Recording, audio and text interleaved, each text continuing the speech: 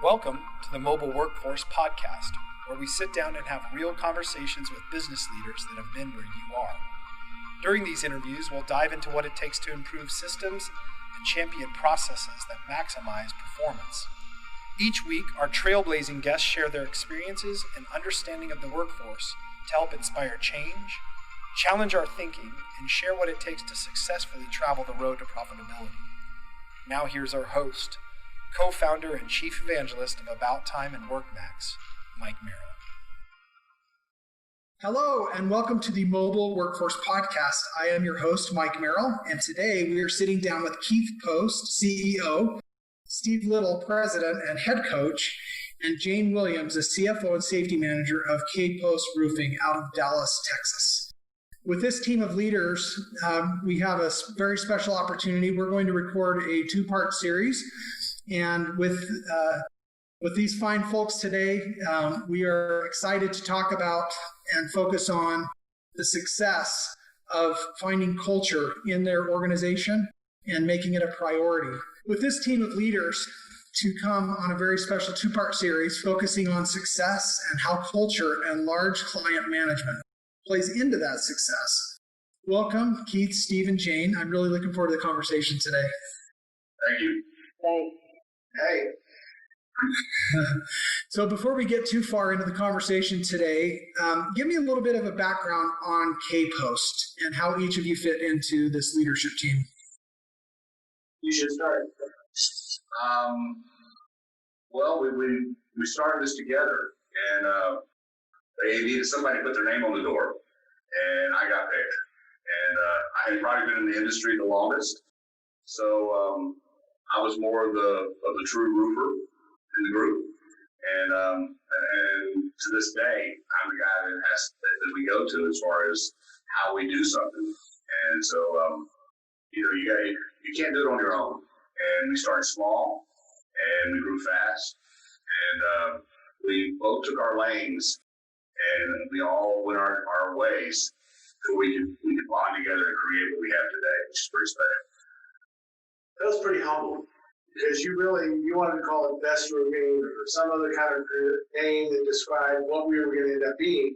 And Jayne and I kept arguing with him that he had the highest integrity in the industry. And even when we started our company, people from around the city would still call, even though we didn't have a job, they'd still call Keith and ask him questions about the roofing systems or the applications or problems they were running into and things like that. So from being a marketer for many, many years, it was like, how do we take the guy that has the best reputation and throw it out there to get credibility immediately to start our company? And that's what happened. So we called it KPost Roofing and Waterproofing. And when Jayne and I would call on different clients, or we would go to different events, and we would mention KPost, immediately they knew Keith. They may have known Jayne from all her years of being involved in CFA, but I was a business guy, so I was more behind the scenes. Jayne, you remember those days? Oh, yeah, I sure do. It was quite the start for us as far as we didn't have a lot, but Keith has, been in the industry forever and just really had a name to back up all his experience. And Steve's a brilliant businessman, and I just brought the financial and safety side to it, and with that. Well, you brought the car because we drove around in the car. My car the entire time when we were starting. I think she had the credit card too at the start. Yeah. I did. I had a credit card and a car. So we excused it to be the money, Mike. And so we said, okay, well, we'll use your credit card instead of using our credit card. Yeah, that's very true. That first few weeks, we started in November, and January 1, we opened the doors. And 11 people showed up on our doorstep and said, hey, and we went to work. And we tried to find a way to pay payroll. That's amazing. Wow. Yeah, you have a rich and long history already, even though it's less than a quarter century old, I think. It feels like it's a lot older than that. One of the things that when I think of KPost, and we've worked together for, gosh, I think nearly a decade now that we've known one another, I think of culture. Was that a conscious decision that you all made together in the beginning? Is that something you adapted to? Or how did culture become such an important part of everything that you do in your business? Oh, I think it was I was going to say from day one, it was about making a company different than what we had been with before. We were going to make it better. We were going to take better care of our employees. Those twins that are out on the roofs that are 110 degrees are just as important as Keith and Steve sitting there at the table. And we wanted to express to our employees that they're not a commodity, they're not chattel, they're valuable access to it. And so from day one, it was about making them feel part of KPost, making them realize that the safety was part of their culture, that to be safe and get themselves home to their babies and their wives at night, it was the most important part. I think that's where it started was from day one. They wanted to make it better for everybody. Yeah, years ago, we got our senior leaders together and we did cultural training because we're a diverse group. And one of the things that we were taught was that acknowledge that. And so we have flags in our warehouse of every nationality that works for us. And there's I think there's 10 different nationalities. And, you look at today's world and what the world's going through with all the rioting and the protests. And it's something that we instilled in our people way back when. I said, you know what? You come through that door, I don't care if you're black, white, brown, yellow, whatever. You're an equal. Anybody can come through that door and go into our refrigerator and get a Coca-Cola. We don't discriminate in any way. We treat people as your equals. And I think that goes a long way. That's part of our culture. And day one, Jayne has been the leader in this world. She's been Mother Hen, and they all know that. And it's spread through the company. And we treat each other fair. We treat each other like we want to be treated. We do all kinds of training in that respect, as far as how to get along with your coworkers. Respect and honesty. If you can put those two together in everybody and know that when you come through the door, those are the two most important things when you work here, you're a long way. We've done things for our employees. We're very charitable. I can go on and on about what we do. And Jayne has been at the forefront of starting all those programs. She started KPost Charities. And in our charity group, we have scholarship programs. We do back-to-school backpacks.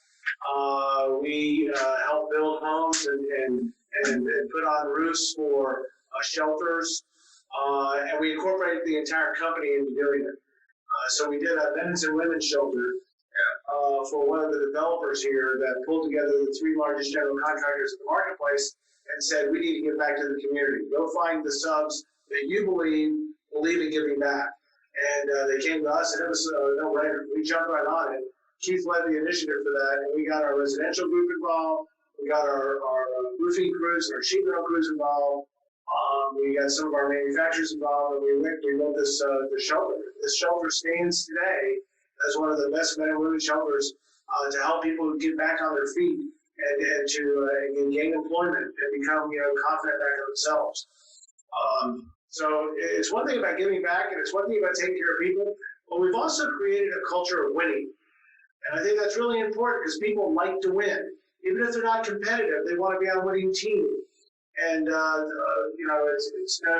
it doesn't go unrecognized that, we run our company like a football team, so it was easy to talk in those terms and have, red zone meetings or have huddles and have those type of things that kind of built a sense of that we're all wearing the same jersey. It doesn't matter if you're on offense, defense, or special teams. It build within the core values of whatever it takes and taking care of each other and high integrity and those type of things.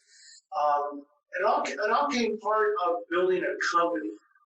We didn't build a roofing company. We built a company, and we built a work family. And it was it continues today, and that's why getting Jayne back in the office, getting through all this COVID stuff, so that we all can be back together again, is hugely important. Wow, that's really, really admirable and unique. I think you all would acknowledge that, especially in the construction industry. I mean, why do you think in construction maybe struggle a little bit more with having that type of a mentality and a culture? It's not easy. It's something that you have to live it every day. Every day we wake up and we go to work and we try and get better every day. And you never quit learning. We have a KPost University that is led by Yolanda here. It is incredible as far as what we're doing there. We're giving back to our people. We're training them, and you name it. Not how to put roofs on so much, but how to get along with your fellow employees. Life skills. How to de-escalate a situation. How to manage an employee who is out of line. And so and we're having it done by third parties. And it's probably one of the biggest initiatives we've put in play in the last few years. And it's really exploding. It's spreading from beyond our walls, and it's going into ABC, which is the Associated Building Contractors here locally. Their Construction Education Foundation is wanting us to help them start apprenticeship programs for the roofing industry. And so we're doing that internally. We're being a little selfish because we want to take care of our own people first. You only have so many hours in a day. And but we've got the foundation well on its way through some grants. And so we're getting part of the funding done to go forward with this program. And it's the leadership skills that these kids are learning. I say kids, these kids are 50 years old.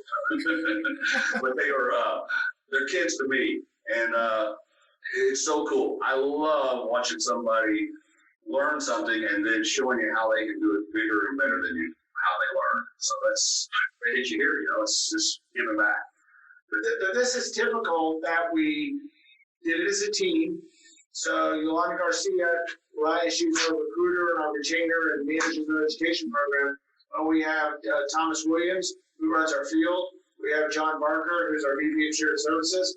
And Keith, this committee has pulled all this together and then now is executed into the marketplace. Where we were doing this, where Jayne and I were doing it one-on-one and doing it through the various associations to bring people in, whether it be NRCA or MRCA or ABC, because that's where our faces were, whether it was being involved in incubating National Women in Roofing or the Young Guns, the council of young people in the marketplace. From a one-on-one type standpoint, now we've incorporated it in and put it into an entire university program here to our own staff of 400. And it's been very well received. Wow, it's truly it's inspiring.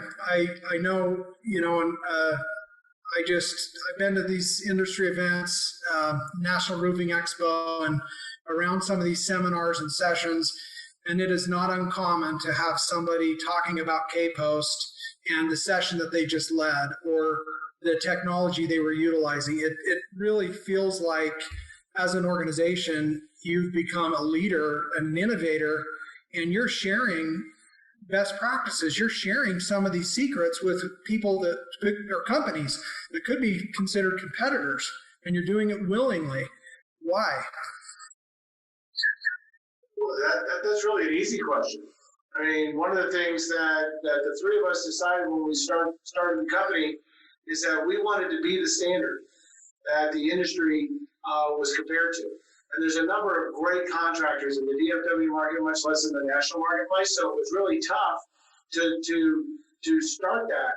But we knew that if we took care of our people first, that everything would just fall right in line. And then once we got it up and running, there's a sense of pride of what you're doing. And then if everybody is sharing great business practices, then it elevates our entire industry. And the ones that don't want to participate are no longer competitors, because the ones that do want to participate then become the standard of the industry on which the client base wants to do business with. That's why we did it. That's amazing. Jayne, with your role in all this, I mean, what as Chief Mother Hen, also, what have you, from your position, what have you seen that you're proud of, that you're excited about, or that you feel like is something that you've accomplished, part of what you set out to do when you started this with Keith? I think what impresses me the most and what makes my heart, so I guess is the word, is seeing long-term employees, people that have been here since day one or been here for 10 years, who still enjoy their job. They still, they want to be here. They want to be part of the family. It's truly a family atmosphere.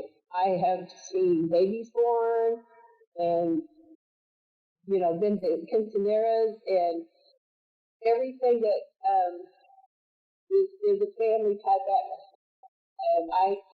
Long-term employees want to call me when something wonderful happens or something bad happens. And I think that really shows that we set out to make this a special place to work, and you can still make good money, and you can take care of your family, but you can also be part of something really special. Yeah, what I'm hearing is you invest in your employees, not just financially, although you do that too, but you invest in them as individuals, as a family member. Exactly. I think what's kind of cool for me is having friends who are not in our industry, who when their kids grow up and graduate from high school or college, say, man, you put my guy to work, you put my daughter to work. I admire you guys. You guys are doing some good things. And to have their siblings come here and start a career and hearing the accolades back from the parents, say, man, it's the best place my kid could ever go. You can't ask for anything more than that. I mean, that really makes the world go round for me. Giving back to these kids and making our industry better. So we're doing something right when those things happen. I'm knocking on wood over here, Mike. We got to make sure that we don't read too much of our own press because every day it's hard. Every day you have to get up and start all over again. And I think the thing that we share with the new employees is that this needs to be the place that you can't wait to get up in the morning. It's always going to be work, and it's not going to be perfect. We have to work someplace to be able to create the compensation to take care of our families. And we hope that we provide that type of atmosphere here at KPost. I was a little surprised that Jayne also didn't include in part of what she's proud of is that we carry a 0.50 mod rate, which is a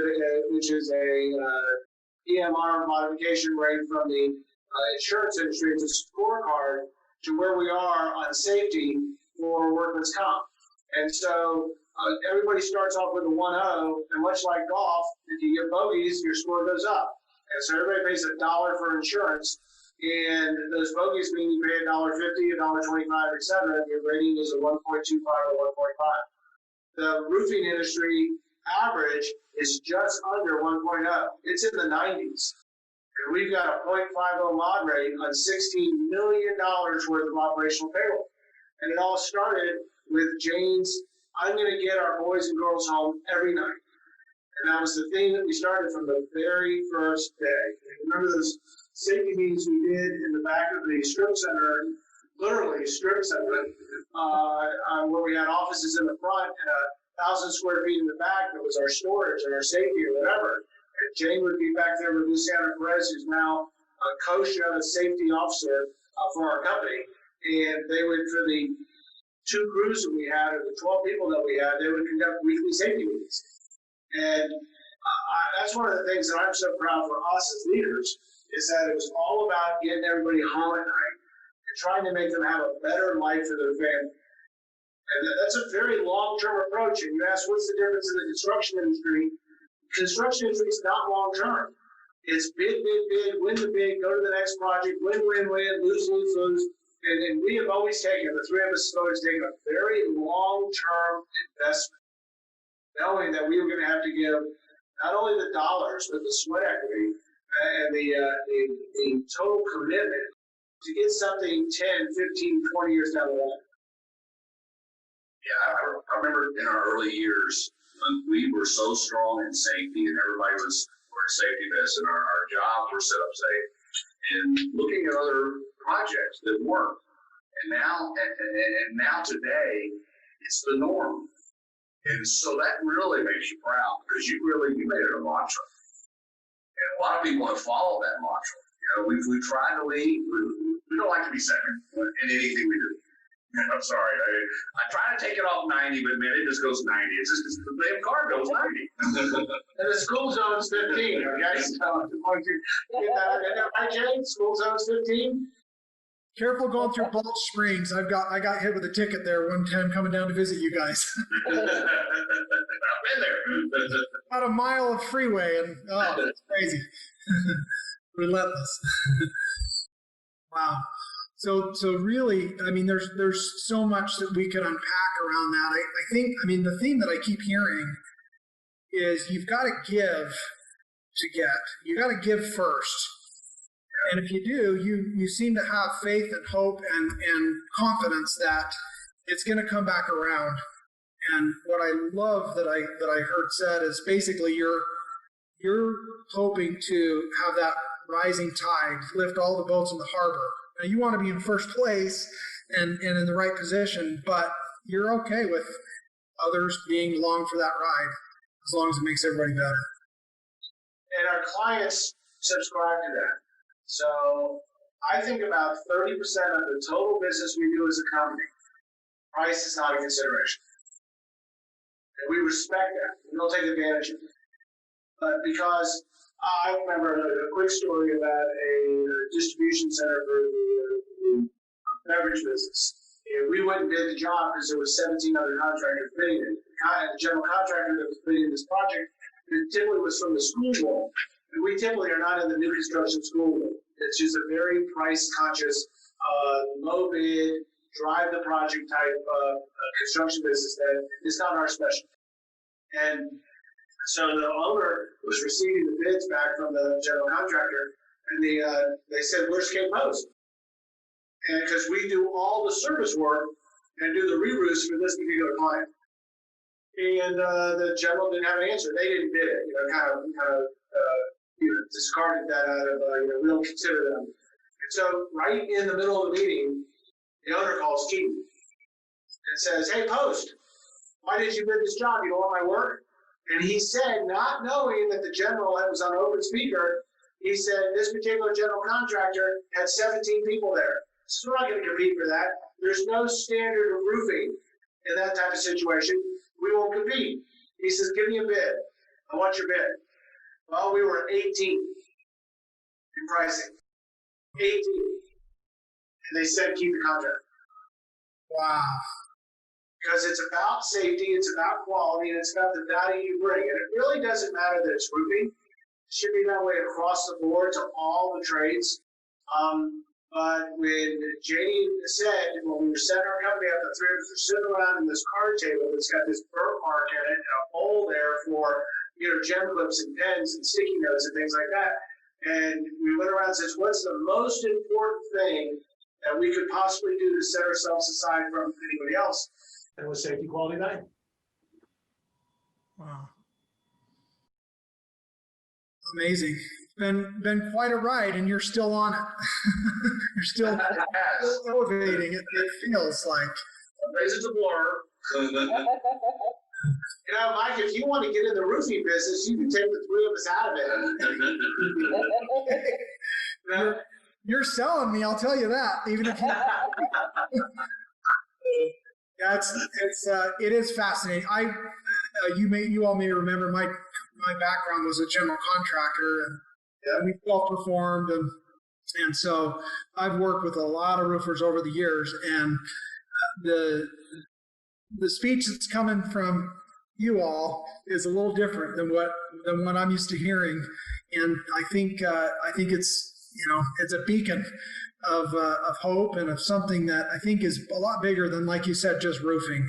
I think business in general, but especially in construction, I obviously, to take some of what Jayne said, it warms my heart to see contractors succeed and do well, because I know how hard they work. I know the kind of risks that they take with safety and financial risks. And it is a tough business as it is. It's competitive and all the things that you laid out. But I just applaud your efforts to take that higher road and play the long game and not try and Hail Mary every play like I think some companies just kind of end up doing. And I think they create a culture of that. And I think that's not safe, and I think it's not prudent. And so I think a lot of businesses could learn from your example and the way that you guys operate your organization. We're blessed, and we know it as a company and our people. But I think that we should talk a little bit about our people, because one of the things that we've had to do is when the three of us started this company and we had 8 others that joined us, it was empower and get out of the way. And it's so hard when you have this company with this trajectory that we have great people. Great people. And, when you lose a great person, we've been very fortunate that we've had somebody step up. And typically, they've done a better job. I think that we've improved. I think we've gotten younger. We've definitely gotten younger. I mean, our youth movement has been incredible the last 2-3 years.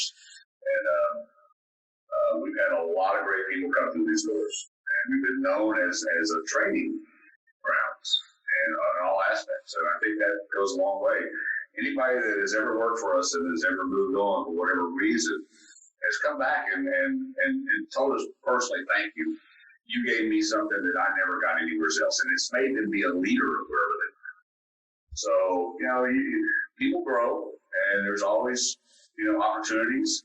We try and keep our flock strong and growing gradually. And I think we got a great team. Did you just say growing gradually? Jayne, did you hear that? Our flock. Did you just hear what he said? I can't talk. Oh my God. Jayne, talk about our first 3 years. What was our plan? Well, we were not going to have more than 100 employees, I believe, or 10 million in sales, and we blew that out of the water after year 2. We might as well. We never stopped growing and. I had to call you out because. I got better. Yeah, because the difference is that when you're going the first 3 years, we want to do 6, 8, and 10, and you do 8, 14, and 16. And then you jump right up there to 22 in your 4th year. When you get into the kind of numbers that we have now, and we're in the $70 million range, you can't have those 30 and 40% growths. It's just unsustainable to be able to do it. And in today's world, and then one of the other things that's made us successful is stay in our lane. We gotta know what we do. It's got to be complicated and high profile if it's a new construction, or it has to be with a partner that we've done business with in the past. It's got to be a multi-facility client if it's going to be in the remedial side of the business. And so one of the other things I think that's made us successful is that we stay in our lane. Sort of. I think sometimes, Keith had great ideas, and I've always been forward thinkers, and so we have added a few things to our repertoire that from those first few days. But I think the biggest thing for us was as we were growing, we were also growing ourselves.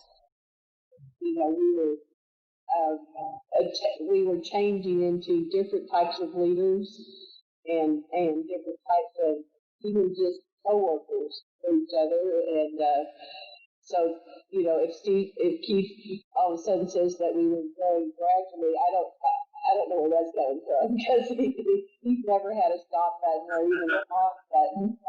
And but I think it was just a natural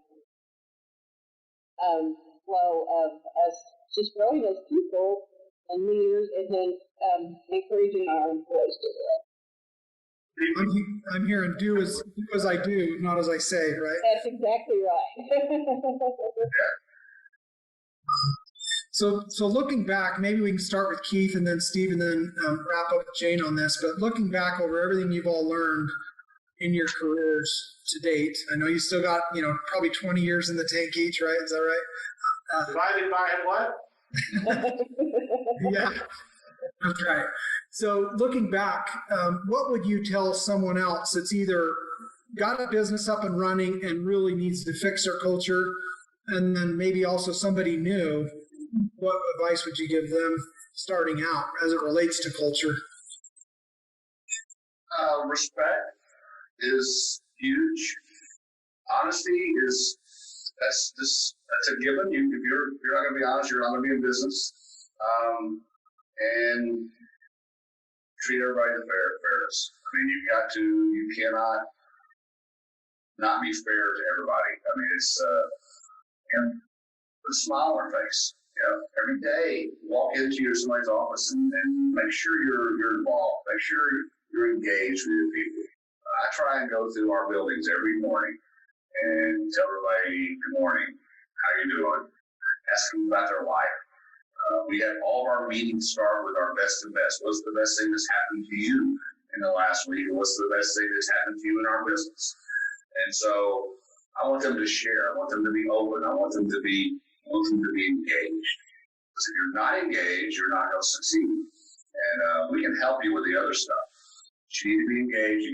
We got a new apprentice upstairs that been here about 3 weeks, and he's been sitting at his computer. I've been by him and I've met him and said hi to him every morning for about 2 weeks. And so I went by him the other day. I said, "Do you want to succeed here?" He goes, "Yes, sir, yes, sir, yes, sir." I said, "Get engaged." I said, "You need to get out of that chair and go ask for help. You need to go around and then start being open, because this is a fast place and you may get left behind." I said, and as soon as I was talking to him, 2 people came up and started getting engaged with him. And I came up there this morning and I noticed how he was in a huddle with 3 people and he was speaking up and the kid was engaged. Now, this is a kid who's 21 years old, right out of college, 22 years old. And if I got to do that every day, then I'll continue to do that. Hopefully that's infectious. Hopefully that's something that everybody else sees, says, you know what, this guy's really got something. He doesn't know where the bathroom is yet, but he's starting to get engaged. And so today, for me, was a success. Just seeing this kid starting to care and want to be part of the team. And so, that's all I can do for these people is help them and ask lots of questions every day. Care about them. Caring is a big deal. That's great. Steve, how about you? I think sincerity is a key word in here. You can kind of go through the motions, but if you don't show sincerity, that it becomes fake. And I have to give Jayne and Keith credit that when I first came on board, I'm the nuts and bolts guy, and had a little less caring or sincere attitude toward the units. No matter where they are, they were units. They were productivity. They were processes. They were systems. And both of them humanized it for me. And it's made me be a better person. So I think sincerity is one item. I think you have to be vulnerable. And that's something that we work on every day because it's not easy. You have to empower and invest in your people and in your industry. I know a lot of contractors that don't participate in local, regional, or national industry because they don't want to expose their people because they're afraid they're going to get stolen, or they don't want to away from the office because that's the time that they're not being productive. And we have gotten tenfold return on investment from us and our people being involved in the industry. And that's where things like our apprentice program and things like that are coming from. But we invested in these years ago, and now it's coming back to us on this end. So I think those are some key words to our success. And, commitment. You have to be committed to this whole process. It is not instantaneous. This is not a business you want to get into if you think that, in 2 years you're there. You get a storm come through and, you make a bunch of money, whether you're in the residential or commercial business, and you have a great year. You need to take those coins and you need to put them away because there's some dry spells that transpire, in this industry. It's a long-term play. It's not a short-term play. I think that those would be my answers to as what help make our culture. Find good people and invest in them. Sage advice. Jayne, how about you?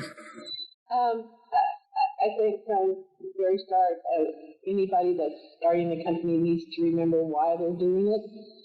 And if it's for just mainly the money and nothing about your employees or coworkers, maybe you're doing it wrong.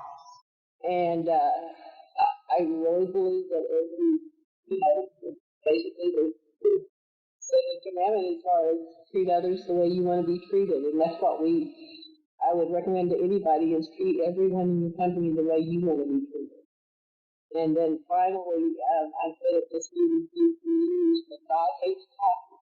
And you can be confident, you can be proud, and you can step out there and really be invested in what you're doing. And it's scary sometimes because you're hoping for the best outcome, but you can always be confident. I think that's what did it for us. Fabulous. Well, that's wonderful. Well, I guess just to wrap up, one final question, just for Keith. I just wonder if you were to boil it down, what's your secret sauce for success, and what gets your juices flowing? Where do you feel like you're really in your zone for others to kind of learn from you? Caring for people is number one for me, and winning. When we put a huge effort into a project and we're not successful, because we usually, when we put together a project, it takes 4 to 5 guys and women that all put their pieces together, and we do a lot of planning and just in the securing of a project. And we do presentations where we bring a team in and we do all that stuff. And if we don't win, it hits me. It hits the rest of the team. But I take it home and I regurgitate it 3 times what we did right or what we did wrong. And then the next day I forgot about it because I don't dwell on the negative. It may be a fault of mine, but if we lost it, we're moving on. I'll remember what we did wrong. But I love the success. I think it's not for me. It's for those teammates. They all got to put a smile on their face for all the hard work and efforts they did and feeding all the families that we take care of. 400 people requires a lot of food. And so we secure large projects. I go around and I give all the accolades to the team. It's never one person. It's the team. And so I guess, you gotta have losses to get better. You gotta have failures to get better. If you never have losses, you're never gonna get better. And I have my share. But that bar is gonna be, I'm gonna be above the middle line a lot. Fantastic. Well, that's a great way to end. Well, thank you all so much for joining us today. This has been a very enjoyable conversation and had a lot of fun getting to know each of you a little bit better as well. Thanks, Mike. Okay, Mike. Take care. Thanks, Jayne. That'll be good. All right. Well, thank you for joining us today on the Mobile Workforce Podcast, hosted by About Time Technologies and WorkMax.